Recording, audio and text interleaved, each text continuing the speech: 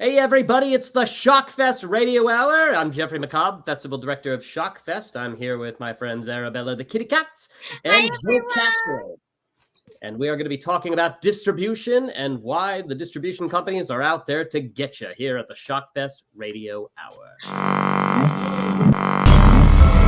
This is your Shockfest Radio Hour. Can you erase this? What you listening to? What you listening to? What you listening to? What you listening to? What you listening to? The Shockfest Radio Hour.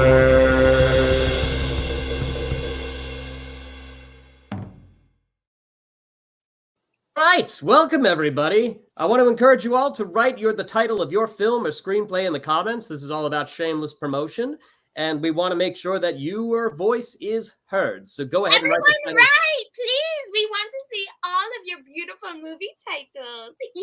And of course, we're going to be talking about film distribution, so we want you to write your pressing questions in the comments today. And here we have our very special guest, Mr. Joe Castro, director, writer, special effects artist. Joe, would you tell us a little about yourself? Well, first of all, Jeffrey and Arabelle, thank you for having me on the show today. It's an honor and a privilege to be here and speak about something that I'm so passionate about. And what was the question again? You would tell you a little bit about myself. I have a lot on my mind and I have a lot I want to talk about. But, okay, I'll be honest with you. I'm a special effects, practical effects artist, makeup artist. And I've been working in Hollywood for about 40 years now. And, I have had a lot of encounters with movie distributors and movie reps and people that sell movies and buy movies and lease movies. And I'm here to hopefully share a little bit of my knowledge to save the independent filmmaking community from being taken advantage of. And that's a really important point because, as a lot of us know here at Shockfest, film distribution is not necessarily the friend of the artist. Joe, you are the head of a Facebook group. Could you elaborate a little bit about this Facebook group and what the mission of the Facebook group is? Okay, that sounds. Thank you so much. Yes. So the name of the Facebook group is Movie Distributors to Stay Away From and Why.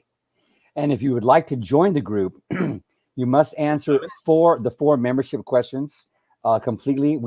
I don't let anybody in the group that doesn't answer the four membership questions. That includes clicking the box that says you will follow the group rules. Our group is not like other groups.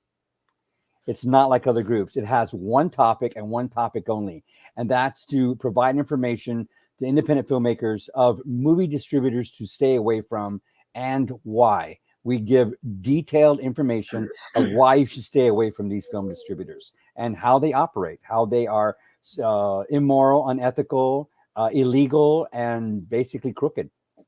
Now, distribution is a word that a lot of filmmakers around here use. It's like the golden ticket. It's like, I've made a movie, I'm going to distribute it, and it's going to get out to the market. Can you talk a little bit about why that's a fallacy? Okay, perfect. Great question. So basically, I would like to preface everything I'm saying right now by saying this: everything I'm saying on this show, it all encompasses is my professional opinion, using my 40 years of experience in the industry. I want to let everybody know that I have produced, written, and directed 19 feature films, all with home media distribution worldwide. That's amazing, Joe. Thank you so much. And so I want you to know I have experience in this. I have the background. I'm not talking, just from what my friends told me or something like that. So the question was, tell me the question again. I would like to ask your opinion on why the concept of my movie is done, let's give it to a distributor to get it on to like Netflix or something. Why is that a fallacy? Okay, so that's a great question because basically there are, the distribution climate has evolved over the past 20, 30 years, right? Used to be everything was on VHS, and then it went to VHS and DVD. Then it went VHS, DVD, and Blu-ray, and VHS went away. And then now it's DVD and Blu-ray, and now DVD has kind of gone away, and all that's left is really Blu-ray. And now it's streaming and Blu-ray. And Blu-ray is like, it's like a collector's item, right? People that collect movies do Blu-ray, and then you have streaming services. So the fallacy of getting your movie out on the market, it's not a fallacy, but what is a fallacy is that you will profit from it.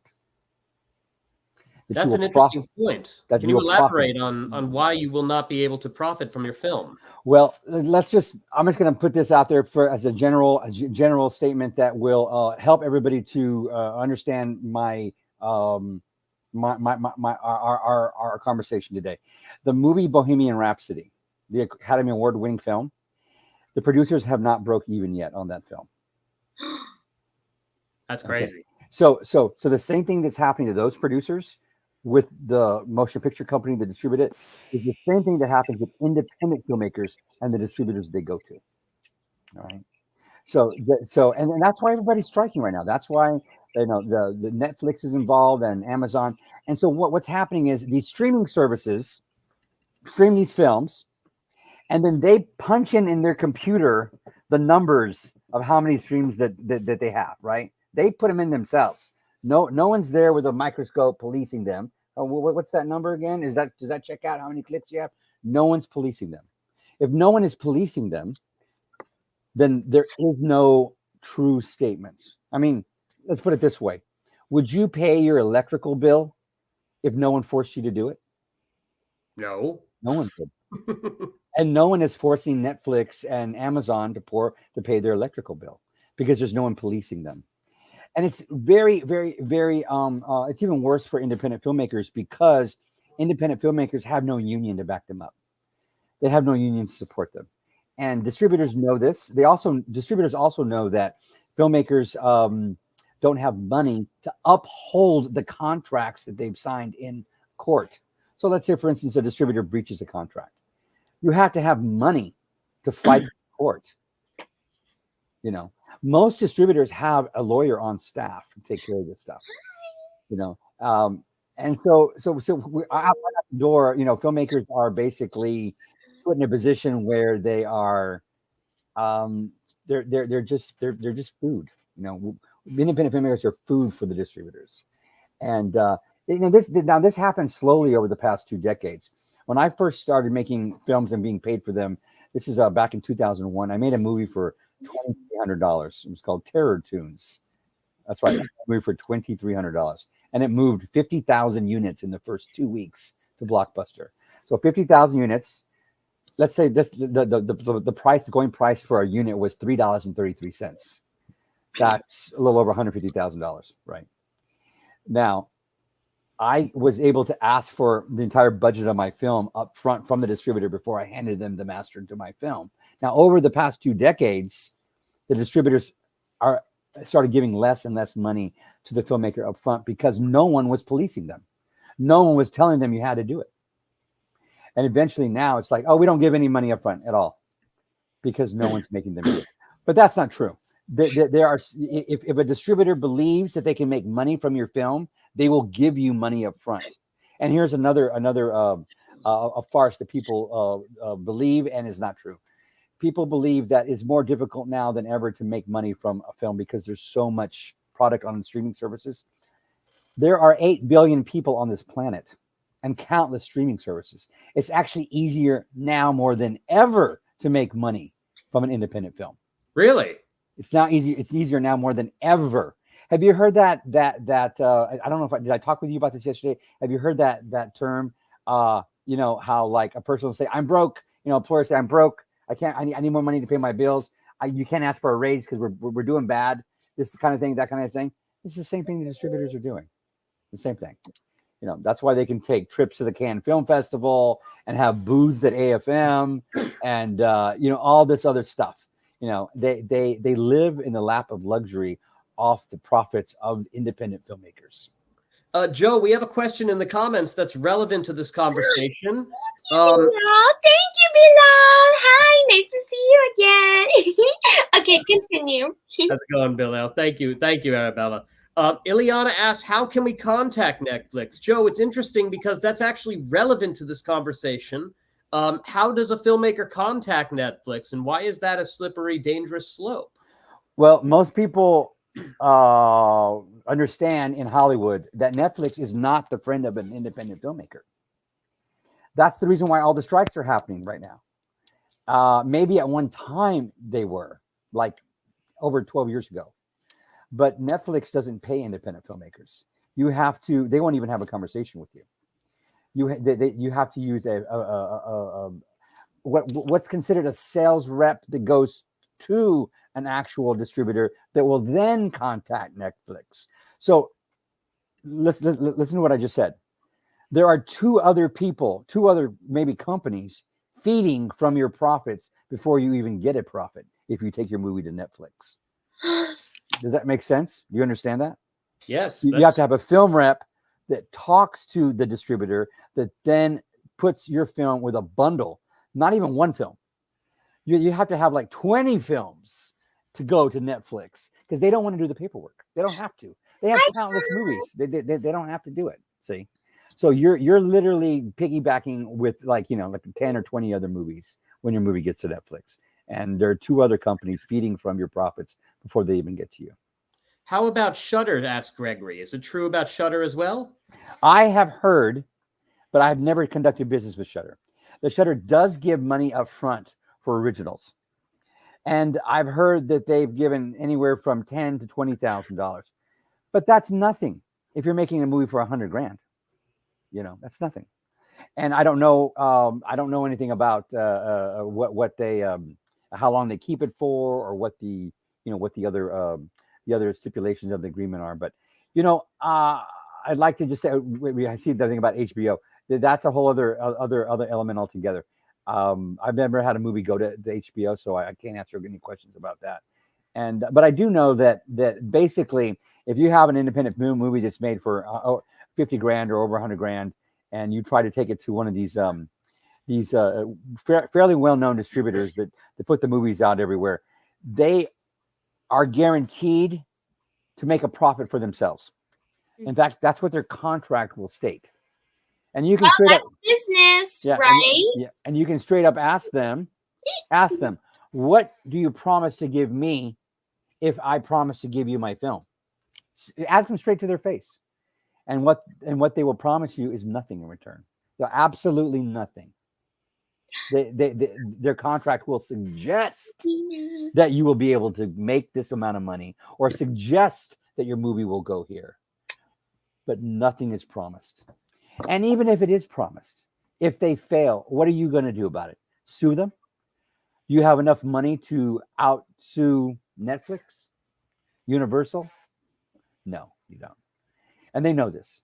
So that's something else to consider. Having a great contract does not constitute having a great deal. If a distributor wants to rip you off, they're going to do it. Joe, we have a question about self-distribution. How hard would it be to have your own website and sell streams, DVD, Blu-ray directly to your audience? That's a great question. Well, I just completed Terror Tunes Part 4, which I discussed earlier.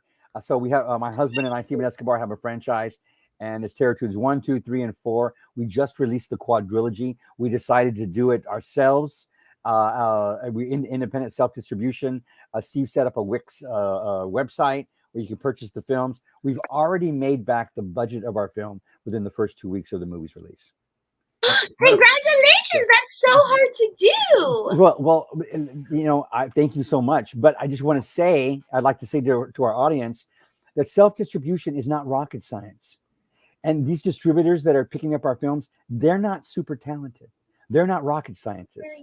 They can do the same things you can do, and you can do the same things they can do. Okay?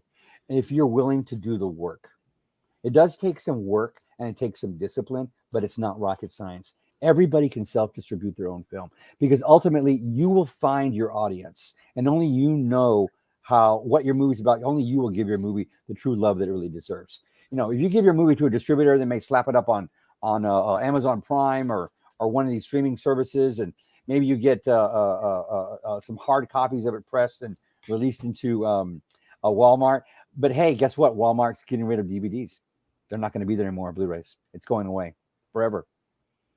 So that's out the door. Basically, let me backtrack a little bit.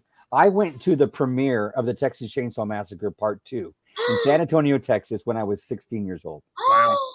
when I was 16. My mom and I went because it was unrated. It was an unrated film. It's so gory, right? I won tickets on the radio to go see it. This is 1986. I was 16, and Toby Hooper, the director, was there, and there were probably, I may be exaggerating a little bit, but I remember there being like 10 people there. What I'm trying to say is it was an independent film that no one knew about. And now, decades later, it's a beloved film. Everybody has copies of it because it's been nurtured and loved over the decades. And that's the same thing that will happen to your independent film. Should you want to promote it, do the work online, continue to nurture it, take it to conventions, open up a website, get it to the people that love it. Somewhere on this planet, someone loves the movie that you've made. And of course, there are people that won't like it. But that's just the nature of the beast. That's just nature. Joe, this is really valuable information. If you don't mind, I'd like to take a moment to say, if you guys are enjoying this conversation, if you guys are finding value in this conversation, then you want to get your ticket to Shockfest Theater of Mystery, because Joe Castro is one of our special guests, and we're going to be getting more in depth on distribution, how to avoid the pitfalls of distribution, and what to expect as an independent filmmaker. You can actually get your tickets right now. Tickets are available in the description of this video. The link is in the description. We have a discount code that's half off. I believe it's STOM23. It's in the description. Everyone get your tickets now so you can hang out with all of us again. That's right. Now's the time, folks. We have a whole incredible lineup, just like last year.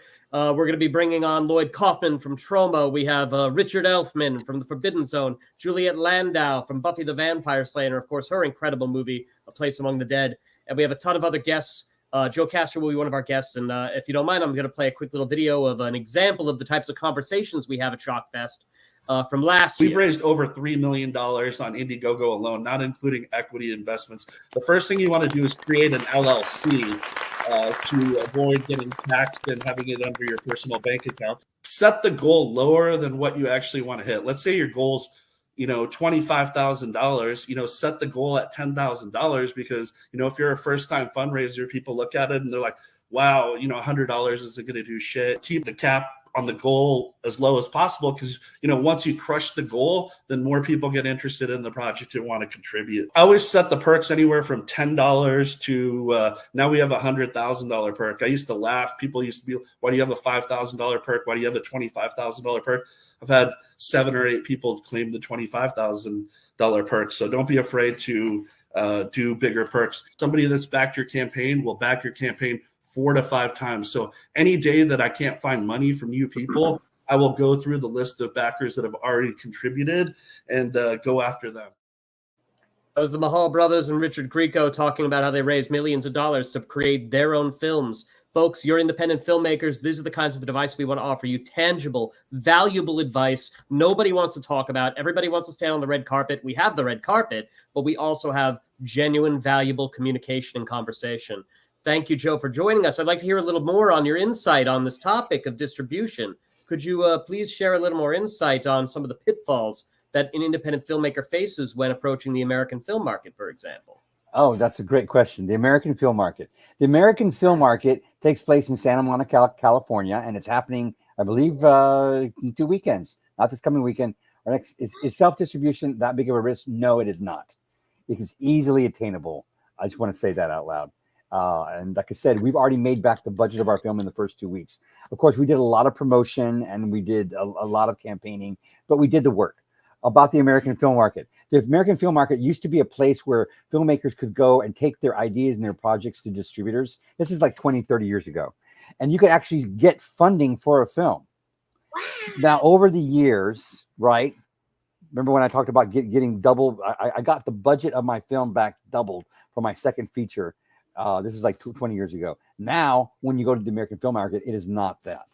The American film market is basically a cafeteria, a feeding ground for distributors. And filmmakers go there with the idea that they're going to get the deal.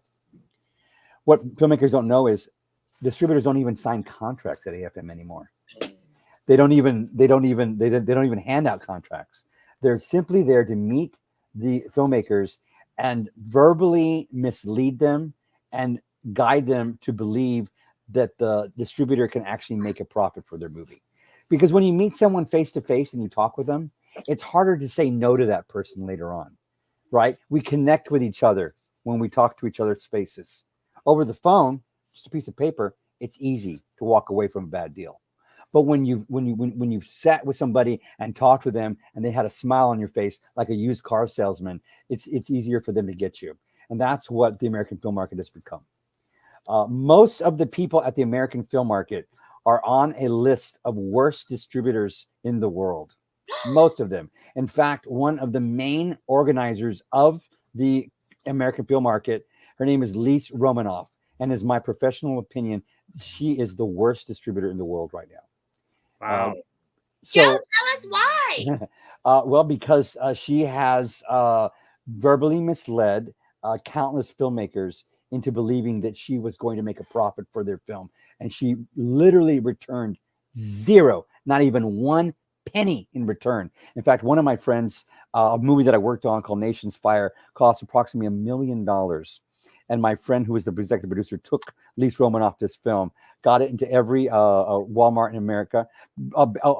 Here's another fact. When your DVD is released in Walmart in America, it is guaranteed to make about $80,000 to $90,000.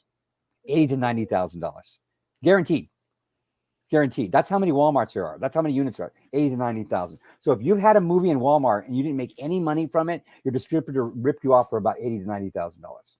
Anyways, back to the story about Nation's Fire. Nation's Fire was a movie that cost about $1 million. And the movie was handed to Lise Romanoff of Vision Films. Vision Films responded by giving them $0. Just completely screwed the American distribution of the film.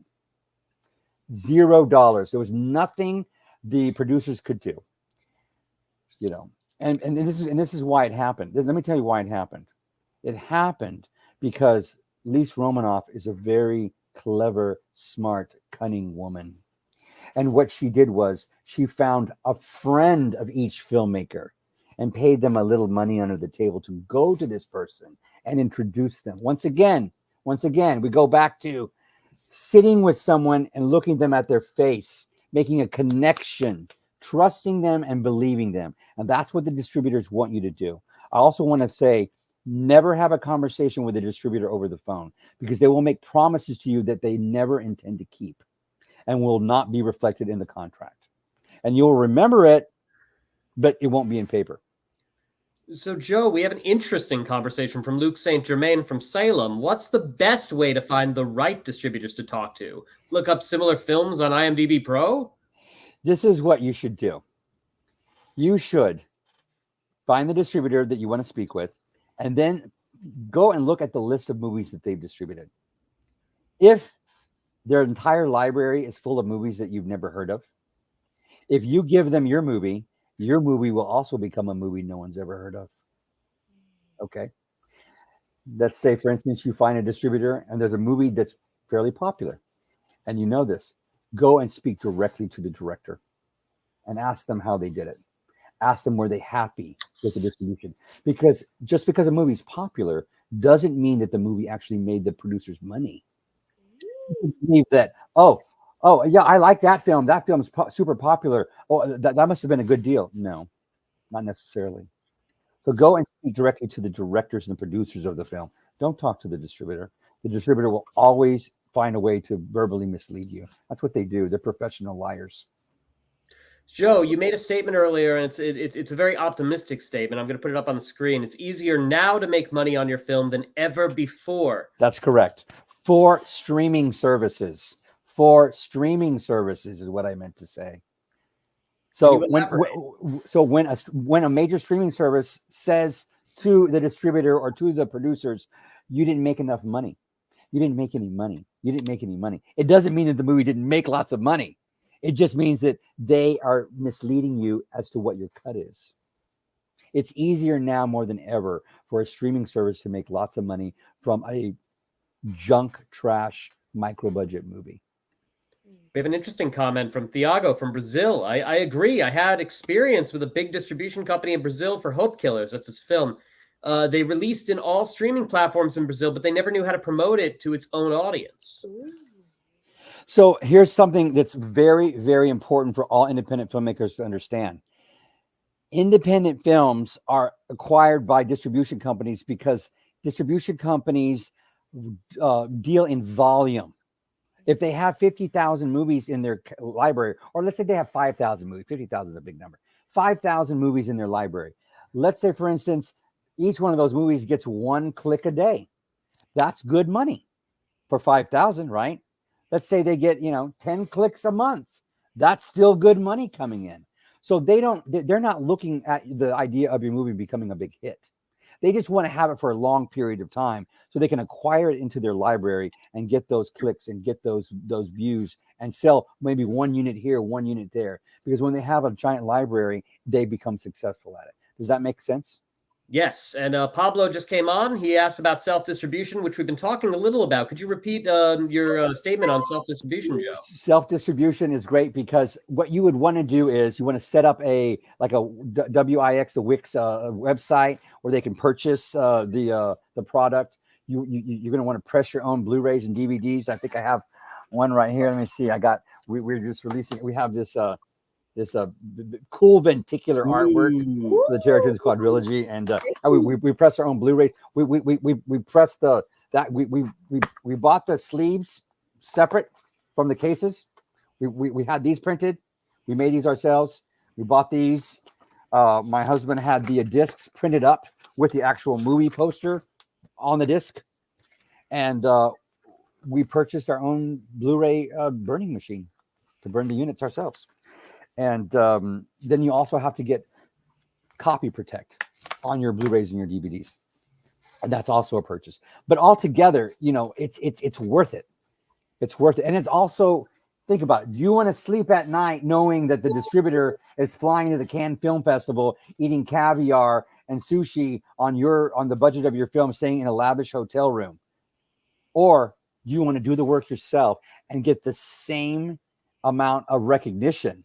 Because the distributors aren't going to be promoting your film. We have already discussed that. Big distribution companies do not promote small films. Why? Because they deal in volume. They don't care if you become famous or not. Bill asks, indie filmmakers can also do self-distribution on Vimeo. Is that correct? I know that my husband has our movies up on Vimeo as well, but I believe he may have taken them down to put them on the website. But there was a time when Vimeo was how we were making our money. But if you're going to go all in, go all in. Just go all in, Also, we have 12 movies in our library, so it was easier for us to set up a website to do this. If you have a few movies, and you're going to continue making movies, and you're going to continue doing this, you might want to team up with another filmmaker, or maybe 2 or 3 filmmakers, put together a website where you'll have similar films that y'all can load up. But an independent filmmaker's only way of actually making a profit today is by doing self-distribution. Having your movie with one of these big distribution companies and returning the budget of your film is not going to happen. It's just not going to happen. Joe, I have a question. Yes. Can you please tell me and the rest of your audience your next feature film? Oh, Can that's you talk about that? That's as you're talking about for mine personally. Yes. We just finished Terratunes 4, and it's out in the market now. And I actually, my husband Steven Escobar and I, we have the Guinness Book of World Record for the highest body count in a slasher movie. It's for a movie called The Summer of Massacre, and it has 155 kills, on-screen kills in the film. And we're gonna do a re-release of the movie, and we're gonna add more kills to it, and we're gonna beat our Guinness Book of World Record. That's kind of one of my next projects. And then of course I have another project coming up in the next year, which hopefully will be a big. It's gonna be a big film. It's gonna be a big film for us. I don't have a title yet. The genre it's gonna be something serious. It's gonna be very a different style than Terratunes. But but that's all up in the air still. Well, Joe, this is exciting, and I'd like to take a moment to draw everybody's attention to the tickets available at Shockfest, folks. If you are finding value in this conversation, if you have questions about distribution, if you have questions about raising money for grants, if you have questions about building an audience. We have people coming to Shockfest Film Festival Theater of Mystery, including our very own Joe Castro here today, who are going to be talking in depth on these topics. And right now is the time to get your tickets. You can get tickets in the description of this video, whether you're watching on Facebook or YouTube. Tickets are available with a half-off discount code. Get the Theater of Mystery virtual tickets for December 2nd.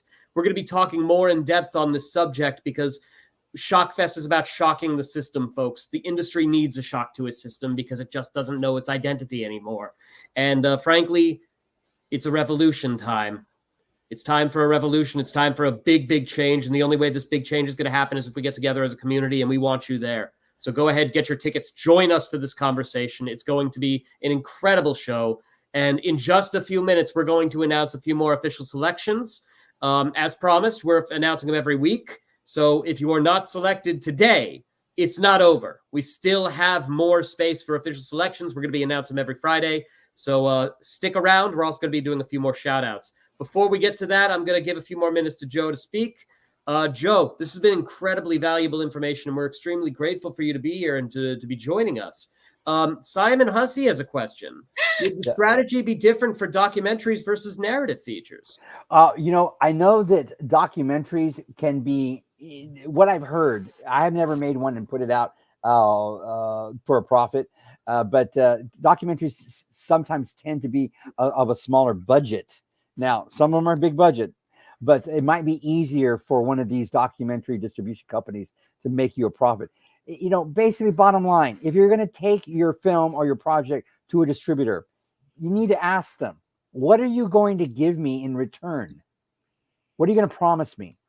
And if they don't promise you anything from your contract, then walk away from a bad deal, unless you're happy with handing them over your film and getting nothing in return. Don't hand them anything you don't want to lose. But self-distribution on a documentary, I've never done that. Actually, I did do it once back in 2012, but it was more of a personal piece. And anyhow. But Joe, you have a question, and you also have a comment from from Robert Trisetta from Australia. Thank you so much, Joe. Great info. I'm going to research putting my films on my own website. I hadn't thought of that. I think you've influenced someone today. I think it would be great if a group of similar filmmakers got together and pitched in to do the, to pay for the website and to work as a team to put together a website where, fans can come and purchase their films. I mean, that's what distribution companies do. Why can't a group of filmmakers do it? It's not rocket scientists. It's not rocket science. We can do it. Andy had a question about how you used your budget for Terratunes. It was he meant 2,000 or something along those lines. How was that spent? Yeah, that's a great question. First of all, the movie was shot in 3 days over Easter weekend, and it was shot. We shot the first day in 12 hours. The second day was 17 hours, and the third day was 25 hours until it was done. Now, back in the 1950s, they used to make these black and white drive-in sci-fi horror movies, and they used to shoot it by shooting a 1-to-1 shooting ratio, which means they would shoot it on film and they would rehearse the take, and then they would say action and they'd shoot the take. And if they messed up in the middle of the take, they wouldn't go back and do the take again. They would just pick it up from where they messed up from a different angle.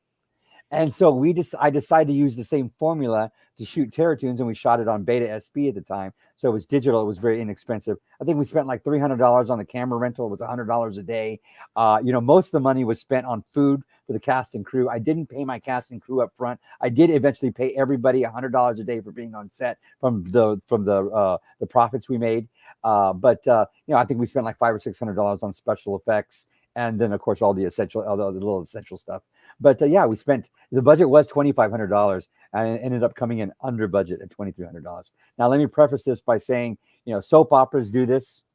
This is a very similar formula, like I said, the 1950s and 60s for drive-in films. So, I knew it was doable, and that's why I try to do it. I wouldn't do it today, but I was 31 years old when I did it. I have a lot more energy then. I was even if I would have had more money, I don't know that it would have been any better. I think the way it was, it's like art, right? When we make something, and the energy that we use to make it is what it is. So I'm so proud and so grateful for the experience to have made that movie for $2,300. That's incredible, Joe. Joe Castro, director, writer, special effects artist, and entrepreneur. I want to add, hey, come to our Facebook page, Movie Distributors to Stay Away From and Why. When you click on join, you have to answer the 4 membership questions to join our group, because there's a lot of very intimate, detailed information in the group, and the group is a private group. So you must click on the button that says, I will follow the group rules. And why? Here, I'm going to put that up on the screen. I want everybody to see that. Go ahead and join Movie Distributors to Stay Away From and Why. This is a Facebook group. It's an incredible Facebook group of people who are like-minded, just like all you Shockfest people. They're artists, they're filmmakers, and they're all looking for the truth. And that's what this is about. It's about finding the truth and bringing your art to light. So go ahead and join the group. The conversations are spectacular. Gary, I'm absolutely going to follow your Facebook page. This is incredibly helpful. Thank you. Absolutely. I'm here. If we can save one filmmaker from being taken advantage of, it was all worth it. All my work's worth it. And I know for a fact we have saved countless filmmakers from being taken advantage of because they send me direct messages. They thank us for the work we do in the group. And I'm very proud of the group. Well, folks, it's just about that time. It's about time to make official selections and to do some shout outs. Joe, I'd like you to stick around a little bit. I'd love you to, join us with these announcements, because we're going to these are the people who will officially be joining us at Shockfest. Before I start, I'd like to give a quick shout out to Halloween Adventure on Instagram. They're at NYC_Halloween Adventure. They're sponsoring Shockfest this year. Please go check them out. Their Instagram is very colorful, very fun, and it's because of them that we're able to celebrate all of your work. Just give them a like on Instagram. Check out www.halloweenadventure.com. They're an incredible group of people, and they will be joining us at Shockfest this year. And of course, now is your time to get your tickets. Tickets are in the description of this video. We have a half-off ticket link with a code STOM23 for the virtual show, which Joe Castro will be one of our guest speakers talking more in depth on the subject of distribution. We want you there. This is about community, and we cannot wait to have you join us. All right, folks, I think it's about time. Hey! Thanks, Juliana. Oh, that's awesome. Let's do some shout outs, folks. I ask you all every week to email me some of your posters. And actually, interesting, a lot of you who sent me your posters are selections this year. So I guess we'll be having a few announcements today. Let's start with the shout outs. First, let's do a shout out for Desquamated. Verb, the peeling of becomes something new. It's a great poster. Excellent poster. Very spooky. Kevin from Another World. We're big fans of Diana Lee Woody. She's an excellent writer and an excellent director, and we're grateful to have her at Shockfest. I like that. Burberio. This one is a really, really interesting animated film about in utero, life in utero, and it's just a really nice piece. Dialogue with Death. Ileana, I know you're in the audience today. Please, we'd love to shout you out. Thank you for joining us, and thanks for all the interactivity. We really love it. And by the way, we're going to be making announcements on official selections very soon. We have Moon students, and No Porn Avocado, which I like. The graphics are very strategic right there. Excellent poster. All right, those are the shout outs. And guys, don't you worry. We're going to be making official selections over the next several weeks. So if you're not selected today, we are not done. Hey, Diana, we just put your poster up. Great to have you. Hola. Kevin is purring. Kevin from Another World, the cat. Love the poster with the baby in the sun. Thank you, Bill. Porn Avocado. Gabriel, like I said, we're not done. We'll be making more announcements over the next several weeks, so keep tuning in. And thank you for sharing No Porn Avocado. It's really fun. Great poster. All right, guys, let's do official selections. We're going to be showing off the official selections first for Theater of Mystery. This is the virtual show on December 2nd. This is the show that Joe Castro will be one of our guest speakers. And I'm just going to go down the list because we have a lot of them. I'm going to be as quick as I can. Are you all ready for this one? Yes! Official selections for Theater of Mystery are A Bold Voyage, Anxiety, The Bargain, Beast, Blue, Call of the Unseen, Caretaker, Jenny Britt High, the music video, Collection of Plunges, Complete Surrender. Complete Surrender is actually a documentary about giving yourself to another person. It's about love making and love as a a form of expression. It's a beautiful documentary. Dare is a great little, excellent little short. Double Nickel, Dreaming of a Better Place. Ego, Forks from the Depths. Goth Beach, the musical. I Didn't Mean to Go Mental. Id, In the Heat, Incomplete, Jesse's Gift. We have Imagine, Joey Skaggs, Celebrity Sperm Bank. Actually, it's a documentary, believe it or not. Literally Hell, Lullaby, Marcel the Muscle Man, Nasty Videos. No Man, Orpheus, Out There, Ovule, Parabony, Remy Milligan, Lost Director, Riffs of Revolution, Roadkill, Sabor, Speed Demon, Spin the Wheel, Sabor.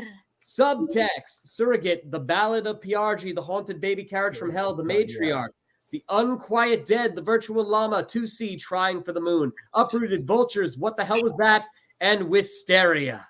Whew, that was a Wow. mouthful. Excellent. Virtual selections, folks. What do we got? Leader of No Port Avocado. Hey, what's going on, Jose? Excellent to see you. Jose, we got more announcements. Don't worry, No Port Avocado wasn't in this announcement, but that doesn't mean that it isn't selected. We've got more weeks of selections. We want you to tune in. We have a ton more updates coming. We love No Port Avocado. We love all your films. And we got more. Surrogate here. John, congratulations. It was great to see your film. Thank you for sharing Surrogate.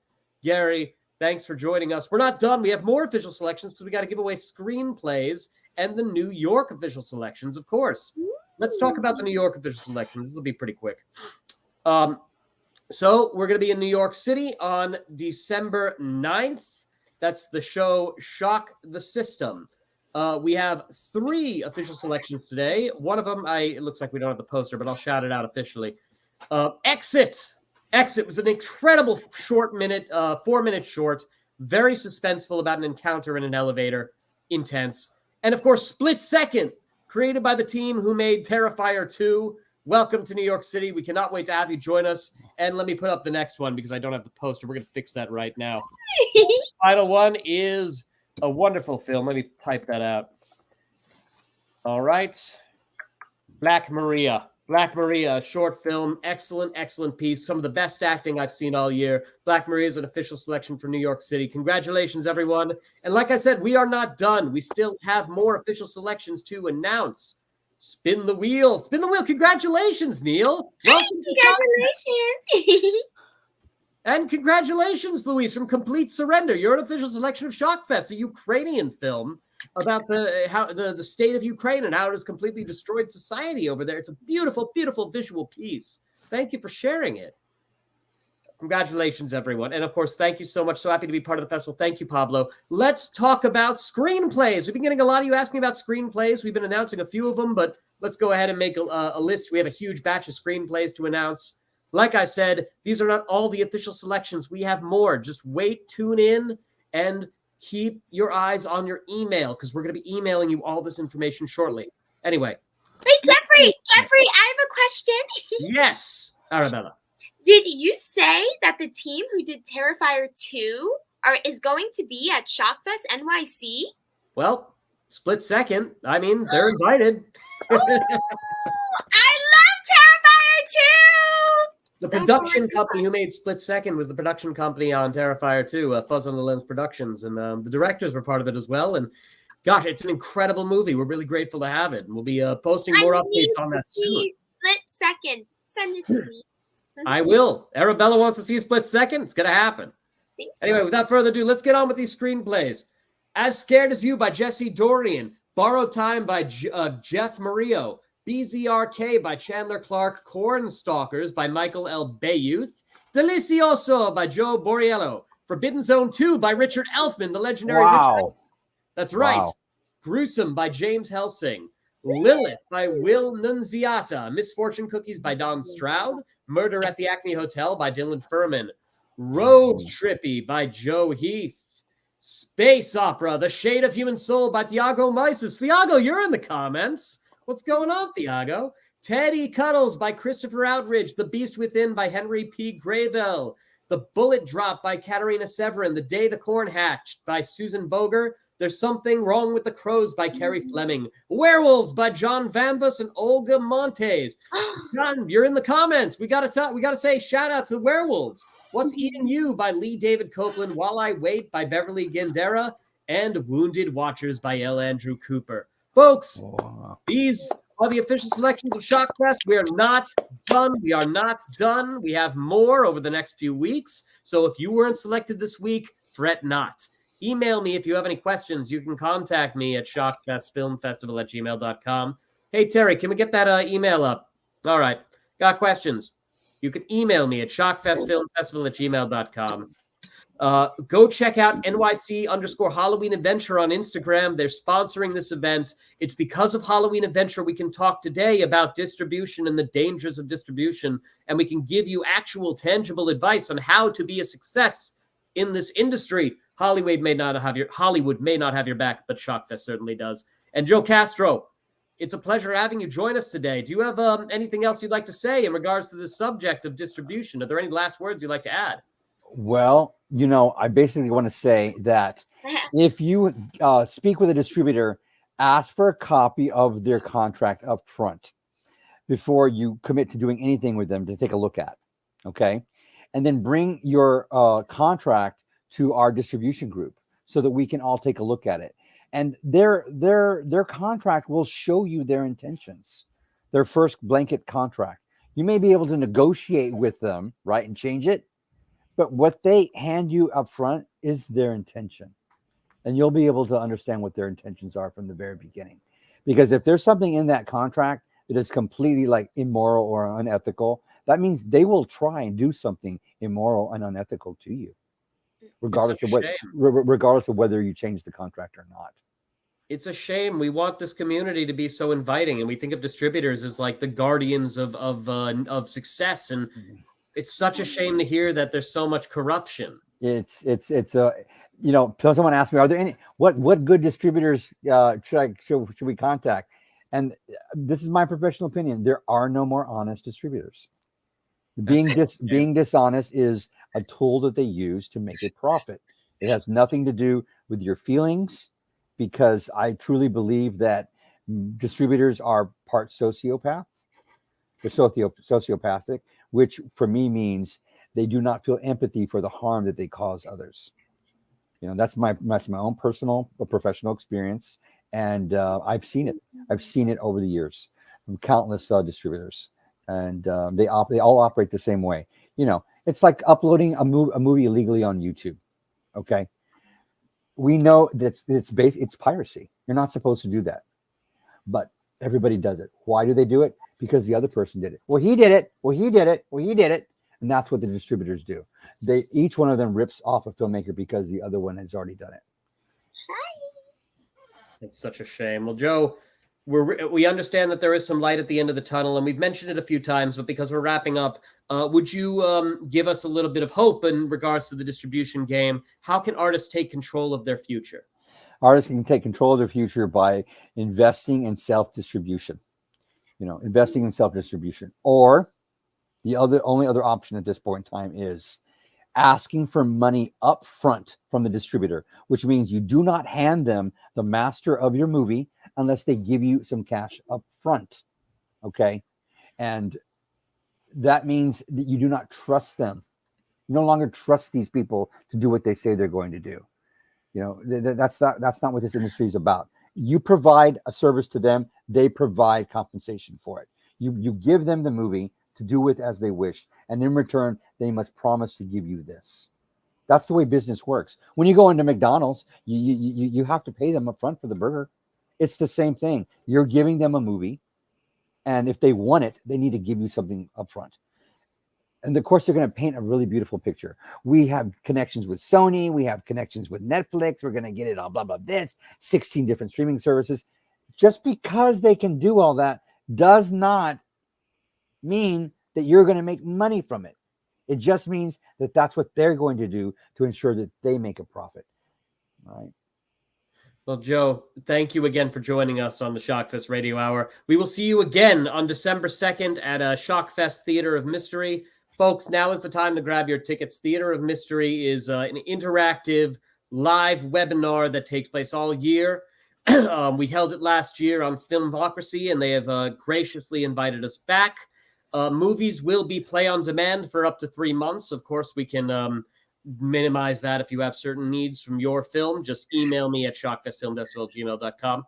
All day, we are going to be talking to folks like Joe Castro here about distribution. We have a guest, Steve Balderson, producer, who's going to be talking about how to find investors with your film, specifically as an artist. We have Juliet Landau from Buffy the Vampire Slayer, who's going to be talking a little bit about community and pulling together an audience. We have a ton of other guests: Lloyd Kaufman from Tromo, Richard Elfman from The Forbidden Zone, a ton of others, and of course, all of you. Tickets are available now. You can get them in the description of this video, and they are half off if you use the code in the description. Use STOM23 at checkout. The links are in the description. Now is the time to get your tickets before they sell out. We want you to join us. Shockfest is all about providing tangible, actual conversation and value that you as an artist can use. You can just join us for $13, listen in on the conversations, and you can learn how to raise an audience, how to get grant money, how to find the proper investors for your film. You can learn how to avoid the pitfalls of distribution, all the things that Hollywood doesn't want you to know, all here in this community conversation. Everyone get your tickets now and hang out with all 3 of us. And Arabella will be there. Isn't that right, Arabella? Yes. Thank you. I will be doing interviews and I'll be hosting just like I did last year, and I had so much fun. And thank you, Neil. Thank you, Sophia. Thank you, John. John, by the way, John, you won a prize last week. Anybody who won a prize over the last couple of weeks, we're going to be mailing out prizes next week, so don't you worry. We have your address. I'll email you if we don't. We're mailing out prizes from all the giveaways from Halloween Adventure. We're going to be giving away more soon.